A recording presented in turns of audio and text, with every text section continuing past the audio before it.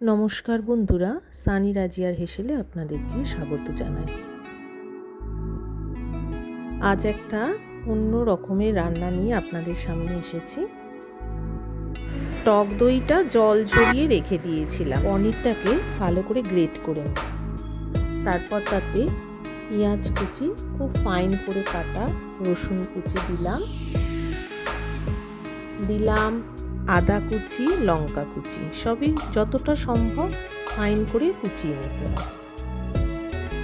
এবার দিলাম ক্যাপসিকাম কুচি। আর এদিকে একটা প্যানেতে গোটা জিরে শুকনো খোলায় ফ্রাই করে নিলাম, নিয়ে ঠান্ডা করে সেটাকে গুঁড়ো করে রাখবো।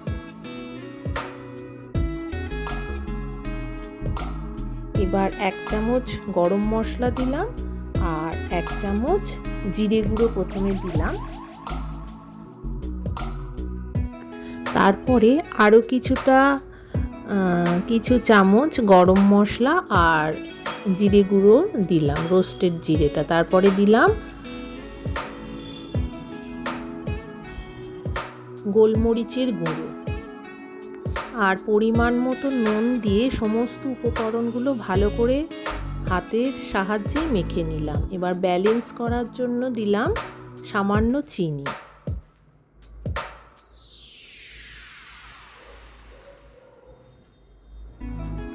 এবারে কর্ন স্টার্চ আর কিছুটা বেসন দিলাম, দিয়ে ভালো করে মেখে নিয়ে ওই মাখার যে আমরা পেস্টটা করেছি সেটা এবার ব্রেড ক্রাম্বসে এপিট ওপিট করে মাখিয়ে নেব। ভালো করে ব্রেড ক্রাম্বস দিয়ে মেখে নেব। বেসনটা একটু দিতে হয়েছিল, কারণ না হলে গ্রিপিংটা হচ্ছিল না।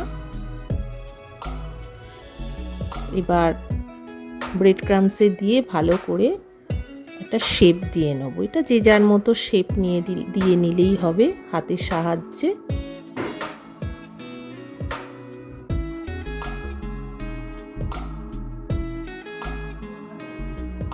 একটা একটা করে রেখে দেবো।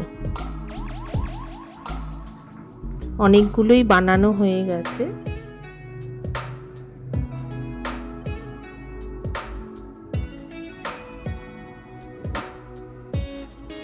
এবার দেখা যাক কি করা যায়।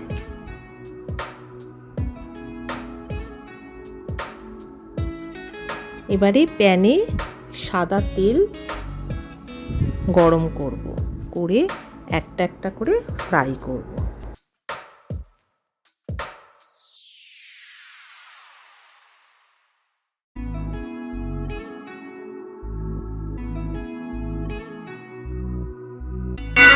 কি নাম দেয়া যায় বলুন তো?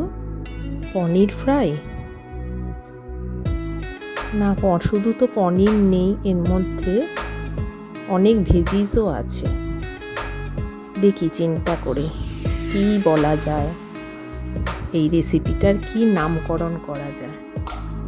আমি একটা ভেবেচিন্তে করছি, আপনাদের মনে যদি আসে অন্য কোনো নামকরণ তাহলে আমাকে অবশ্যই জানাবেন তো, এটার অ্যাপ্রোপ্রিয়েট কি নামকরণ হওয়া উচিত।